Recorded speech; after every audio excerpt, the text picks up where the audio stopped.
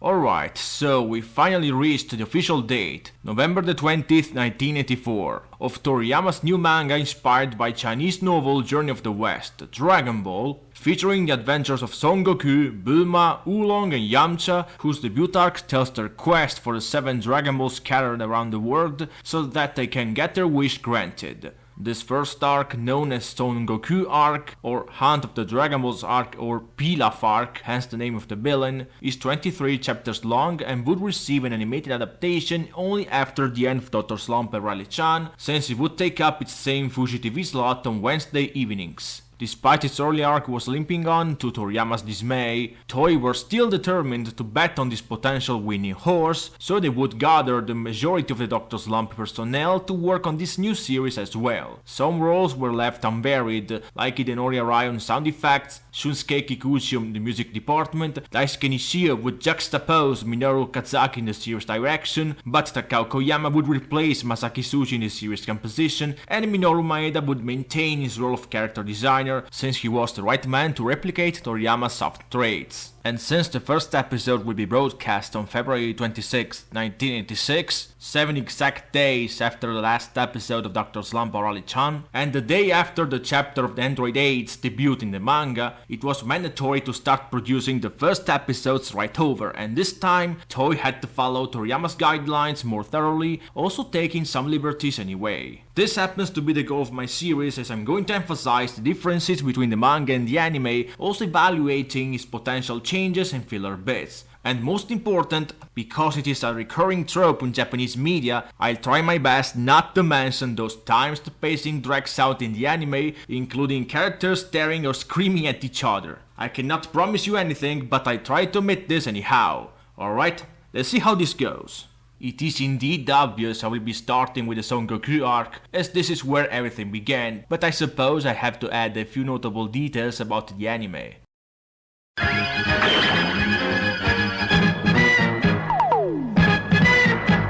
No matter how memorable YY World sounds, the show needs a more sophisticated theme as well as a more refined opening sequence, since I could still gaze some ET-esque cheesy code within, from its dull colors to its non-existent shading. Sure, it wasn't the only one, since AT's Japanese TV series were still going through a trial stage, but at the moment in which manga popularity skyrocketed in 1985, Toei must have realized that such a golden egg goose should require some more finesse altogether, a better palette and a more fitting opening theme.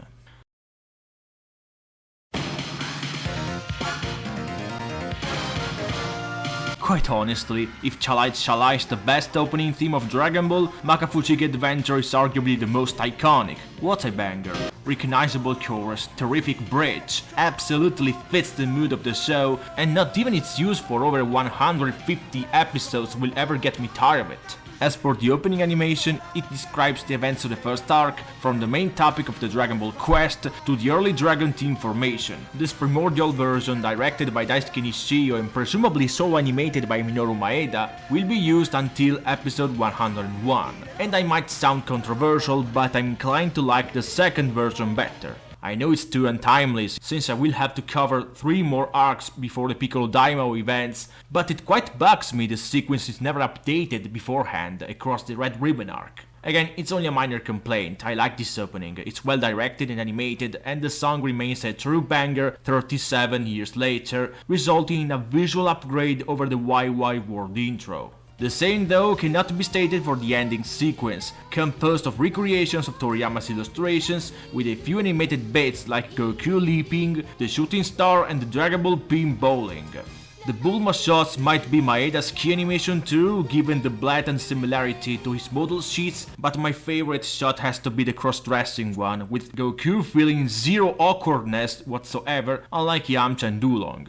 Nevertheless, I know it might sound controversial again, but I'll give you Romance is a weak ending song. And before you say my opinion isn't reliable since I defended the Yoka Yoka dance a while ago, let me retaliate with this. While the lively enterprise of mystical adventure gets more and more captivating in spite of its overuse, the slow, schmaltzy and straightforward I'll give you Romance likewise grows tired due to said overuse. I'm aware of Bulma being the direct protagonist of his outro, whose theme has to sound softer somehow, but 153 episodes of it are kinda exasperating. It's not bad, but feels like a huge downgrade compared to the intro song. And for the record, Yoka Yoka was never as tiresome because it was used less than 10 times. And possibly not as boring as Romantic Oreya. Now then, before tackling the actual differences between the anime and the manga, let's talk about pigmentation, since I will be using the colored version of the manga, which has the best resolution I could ever find. Notice how Goku's original clothes are light orange, and Bulma has purple hair here, but for some reason, the first 2 chapters did follow the anime coloration, so blue instead of orange on Goku, and Bulma's bluish-green hair instead of purple. I guess it's hard to deduce which pigmentation to pick because Toriyama's manga was originally in black and white, but possibly due to watching the TV adaptation first, I actually tend to prefer the anime coloration. It looks more miscellaneous and overall, I do like the contrast between Goku's red wristbands and his blue outfit, with a warm color matching with a cold color. And if you do consider the turtle helmet gi he'll wear for the rest of the series, this variation will make a bit more sense being a color swap. But we'll get to this matter later, as we're finally beginning our series.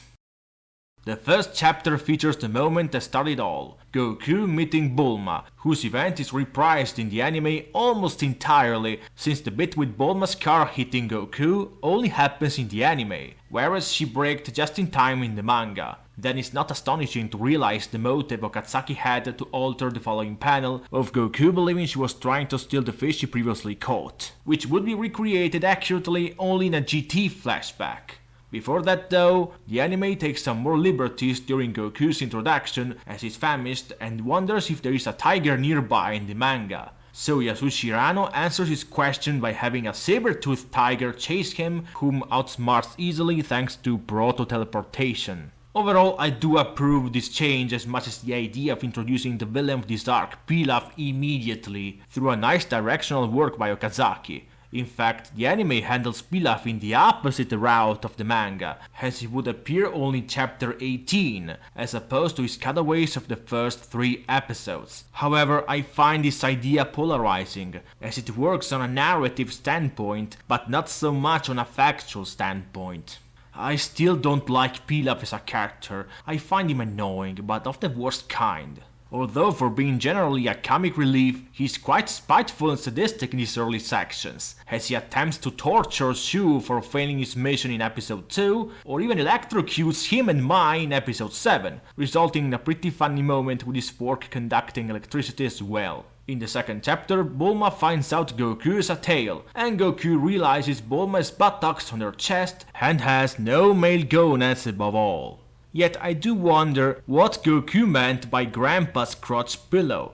Was Son Gohan really this weird? Letting his adoptive grandson sit on his lap. Anyway, the anime adds a TV gag, with Goku channel hopping to Godzilla jump scaring Bulma, and an entire hunting scene set at night, in which Goku fights a herd of wolves, and even meets up with Shu and Mai. It's a nice filler, even though it cracks the quick gag effect of Bulma freaking out over Goku's unlikely dinner.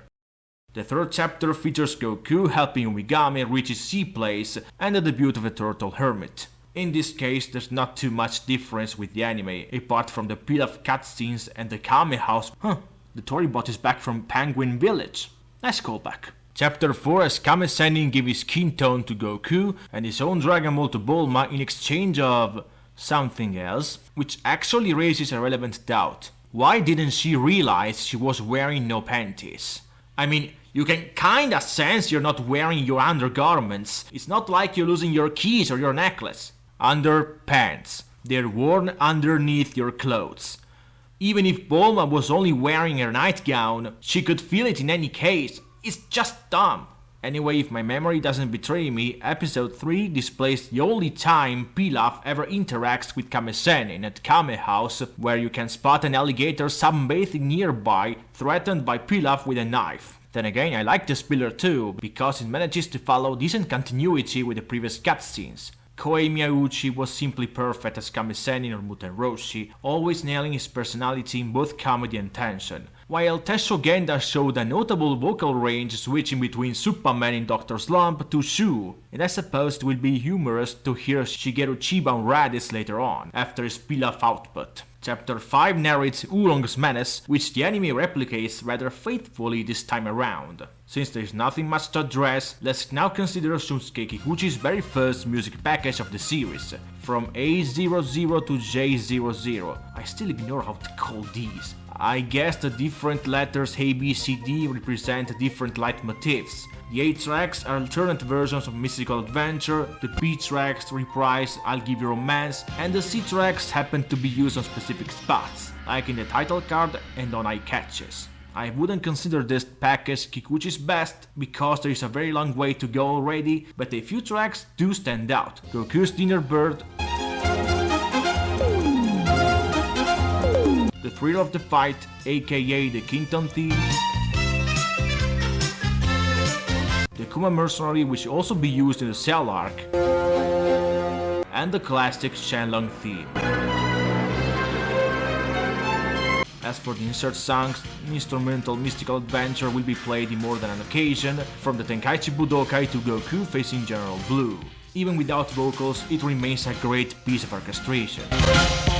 Chapter 6 wraps up Oolong's menace, displaying again zero differences with the anime, apart from the narrator's weird exposition of Oolong's transformation ability. I know it occurs in the manga as well, but what's the real point? Did it mean to subvert a trope, or was the exposition deliberate? It's never specified. Chapter 7 as Oolong discourages Goku and Bulma from traveling back to Mount Frypan due to Gyumao's presence, which is unnecessarily exasperated in the anime through some fiery and ominous imagery claimed by Yoshihiro Ueda's direction. And knowing how Gyumao's character will turn out, this is one of the main overstatements the Dragon Ball anime does to gaslight an upcoming character. The rest of the episode, though, is in line with the source material, from Oolong's many attempts to escape to the diarrhea candy.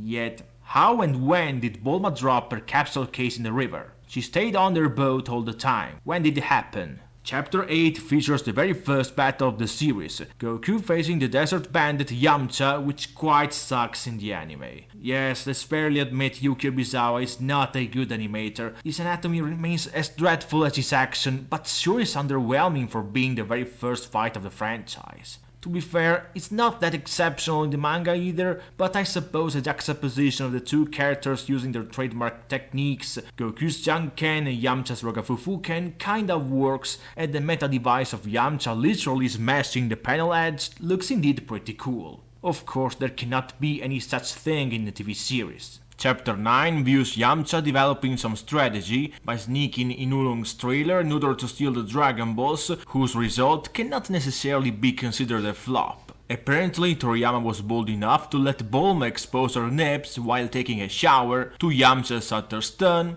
whereas the anime applies a subtle censorship on her window reflection, but later on shows Yamcha literally experience one hell of a constellation on screen upon mistaking her breasts with the Dragon Balls. Toru Furuya screaming at the top of his lungs never gets old. And elephant in the room, I guess sexualizing teenagers has definitely been a Japanese tendency for 4 decades, as its age of consent was 13 years old up until a few months ago, in which it was raised to 16.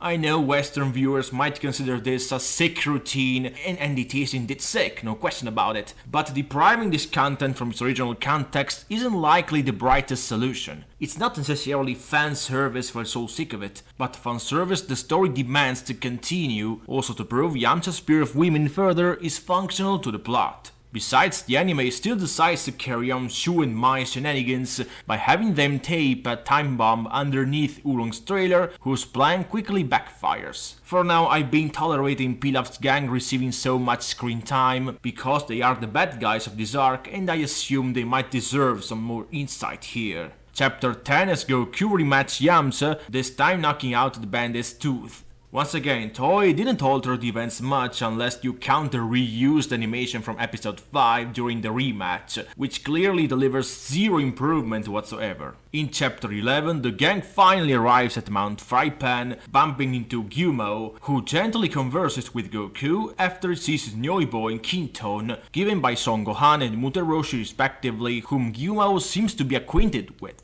Conversely, the anime has Goku try to fight him before their conversation, which in my opinion kinda downplays his ability to befriend people easily. It doesn't feel that necessary altogether, and manages to make Gyumo's proposition even more nonsensical in the following chapter, that is, offering his daughter to Goku after a scarce minute of dialogue, which didn't already make much sense on its own. It's kinda in line with Gyumo's exuberant personality, but seriously, do I even have to explain why it's against common sense? That aside though, chapter 12 has got plenty of humorous bits, like Yamcha's expression, Chi-Chi's uncontrollable embarrassment, which also happens to be funnier in the anime thanks to Mayumi's show's delivery, Chi-Chi's soul being as pure as a flushed toilet, or Goku's petting routine that somehow convinces her to pick him as her bride. And besides, it establishes Goku's prime weakness, as he loses his power whenever someone grabs his tail, which is going to be a crucial detail later in the series. In chapter 13, the two reach Kame House to convince Mutaroshi to give them the Basho Sen in order to put out the mountain fire. No discrepancies with the anime, I simply have to cite Kame-sen in claiming his skin tone is a gift from God in person, who apparently shares the lineaments of a feline.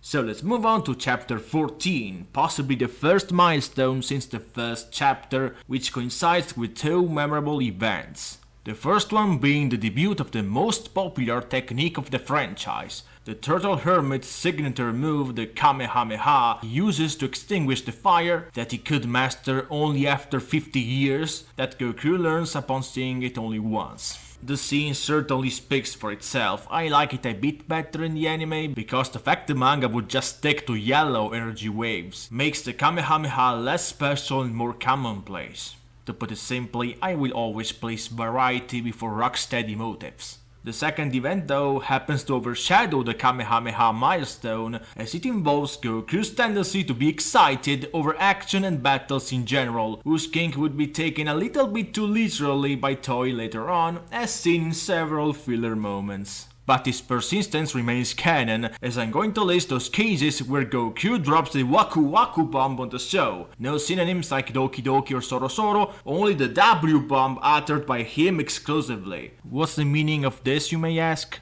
Nothing in particular, just believe it will come in handy in the future. So let's initiate the Waku Waku counter. Waku Waku suzo! Speaking of Goku's vocabulary, upon rewatching the early episodes, I was quite surprised to hear Masako Nozawa say arigato instead of her usual thank you. I wonder if she changed it after Gohan's birth, so that the vocabularies wouldn't be confused. Episode 8 introduces a new package of tracks by Kikuchi, the M00, which we'll encounter in the following arc as well. Although entirely subjective, I globally find the soundtrack middle of the road as opposed to its average performance. A few tracks are solid, like the classic train theme, Pachinko, also used when Goku flies towards Frieza's spaceship, and should I even mention that saxophone melody? Conversely, the Rabbit Gang track is personally one of my least favorite Kikuchi tracks. Sounds a bit too constipated, and as a whole, I have an issue with the sad themes whenever they sound more vapid than solemn. There will be some exceptions though, but not this time. Theme package sadly. On to the Rabbit Gang portion. In chapter 17, Goku defeats Boss Rabbit with Nyoibo, also thanks to Yamcha's help. Even though this canon part actually leaves me indifferent, the anime takes an alternate route by letting Puar of all characters shine for once. He's chased by the Boss Rabbit, who even holds him hostage at some point, but only when he transforms into the Boss Rabbit himself, the latter is doomed for good. A nice little detour considering Puar doesn't usually get to do much. Chapter 18 introduces Pilaf and his gang, which the anime already did back in the first episode, stealing the Dragon Balls from the Dragon Team upon their ambush. Episode 10 indeed adds more Pilaf cutaways, another laxative gag after Oolong Cecily stops at the car, Koyama imitating Toriyama right from the start, I'd say, and a load of new traps inside Pilaf's castle, such as bats and moving pillars, which Goku and Yamcha manage to smash. In Chapter 19, Pilaf knocks the gang out with sleeping gas so that they can steal the last Dragon Ball from Goku and summon the mighty dragon. And for the record, no, I'm not activating the Waku Waku counter, despite Oolong's excitement over Pilaf's depraved move on Bulma. That works only when Goku drops the W-bomb. With that out of the way, let's place our attention to the TV series, which actually rewrote 80% of the chapter from scratch. Starting with the beginning, which displays some slump-esque meta-humor, like on Mai holding Arale's poop stick, and on Pilaf ranting about tasteless jokes, by acknowledging Toriyama's efforts to keep the manga humor refined. Yamcha also makes a pun in spite of being trapped, which further confirms how the show still doesn't take things that seriously. So bear that in mind, because the anime has none of this. It replicates Mai's balls joke and that's it. Instead, they replace Yamcha's pun with recycled clips of his Rogafufuken and Goku's Janken. I guess the fact neither of them can break the walls is funnier than Yamcha's pun, but feels simply lame regardless. Was Ibizawa's animation so good it needed to be reused so many times? Furthermore, Shenlong isn't summoned immediately in the anime, as the Dragon Team wakes up and chases Pilaf all around his maze, lastly ending up being chased by a gigantic pinball maneuvered by Pilaf's piano. A pretty crazy segment, Pilaf acting like Ray Manzarek looks somatic, but in the end of the day it brings zero repercussion on the canon story, since the gang go back where they started. In Chapter 20, Pilaf summons Shenlong, but Oolong saves the world from his unpleasant domination by wishing some girly panties.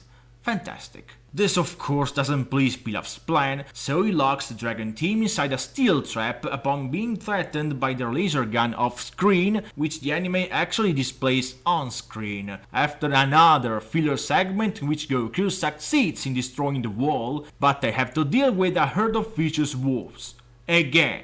On one hand, I do like the TV series making Goku a tad more responsive instead of having him do nothing, but to be completely honest, I just don't consider Ibizawa handling an action segment much of an earnest opportunity. After Goku turns into an Ozaru upon observing the full moon in Chapter 21, he goes on a rampage destroying Pilaf's castle, thus allowing Yamcha and the others to escape. Of course, the TV version takes the opportunity to throw in some more action, but this time improving the content of Chapter 22. While Pilaf tries to get away on his copter, he actually decides to seek revenge on Goku for destroying his castle, as he momentarily knocks him out with a missile, but wakes up once Pilaf steps on his tail repeatedly. Besides, because he can't control himself as an Ozaru, he catches Bulma and is on the verge of devouring her, but Yamcha creates a sword out of the castle debris to cut off his tail to no avail, so the whole gang has to firmly grasp it in order to weaken the Ozaru. Overall, I pretty much enjoy this insight, in which everybody partakes actively in the arc climax. Bulma, being distressed, manages to represent something more than a mere King Kong callback, as it gives practical proof of Yamcha overcoming his fear of approaching women, by letting him basically arrange the scheme to stop Goku's rampage. Chapter 23, the last of the Son Goku arc. The Dragon Ball quest is over and the gang splits up, with Bulma going back to civilization with Yamcha and Goku being well-intentioned to be trained by Mutare Roshi. The fourth wall break detail in both renditions is indeed nice. I wish the anime had more of this. And no, this panel doesn't count as a W-bomb, so no Waku Waku counter. Before giving my general thoughts on this arc, I should likely address who's behind the animation, from the directors to the supervisors. As we all know by now, original Dragon Ball was 100% outsourced to different studios, a few which were already regulars on Dr. Slump like Studio Live and Shindo Pro. Nevertheless, commenting their output in this very arc would sound a bit untimely, as Minoru Maeda's model sheets would be followed more inside out during these 13 episodes, and I assume must have also provided some corrections in non-junior episodes with some swallow greens, which makes my rating possible to validate. In total fairness, I want to debunk the Studio Junior Best Studio myth because at this early stage it is absolutely false for two motives. A. This is the only Dragon Ball arc in which Maeda and the other supervisors are the sole protagonists, since the animators are kinda concealed, and B. Pre-Red Ribbon Jr. is only decent.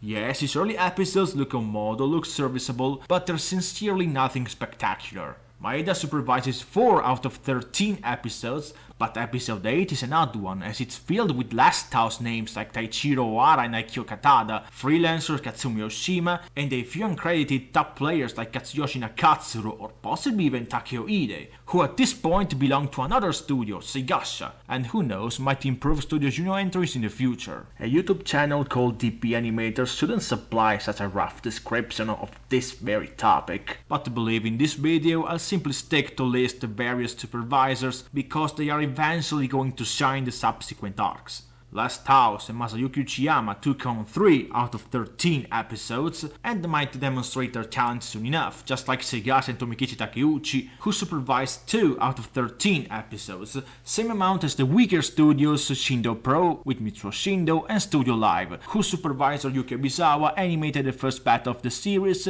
which is a taste of what's not to come. Direction-wise, this early arc features 3 regulars plus a promising young man. Minoru Kazaki, often paired with the other Minoru, Maeda, is a decent director, yet a bit lacking creativity. Daisuke Nishio, the other series director alongside Okazaki, delivers a more fulfilling performance via more suggestive framings and elaborate choreographies. Kazuhisa Takenouchi can supply more evocative and atmospheric storyboards, with this inconsistency acting as his prime weakness. And Yoshihiro Ueda is the promising young man we're keeping an eye on. And here we are, the entirety of the first Dragon Ball arc has been dissected in both versions. While I don't consider it a bad arc, I still regard it as simplistic and kinda bleak, as the adventure on its own remains enjoyable, yet without aspects that makes it stand out. Action is not the main focus here, in favor of the flow of events, which is not a negative standpoint narration-wise, but likewise gives the idea of partial stillness across the story. Besides, for being an arc named after Son Goku, Goku doesn't get much to do anything concrete, apart from following other people's commands. The anime did a fairly decent job at making him a bit more active, but overall I tend to agree with Torishima considering him a plain protagonist for now. It's like Toriyama wanted to place the main cast on equal terms, but was still ignoring there can only be one protagonist, so he began pondering which path to follow next. Another adventure or more martial arts like on Dragon Boy, with the sole purpose of letting Son Goku officially grow as a character. Which one is it then? Maybe supporting my channel and Patreon will do, and maybe you'll receive some more answers. Until next time.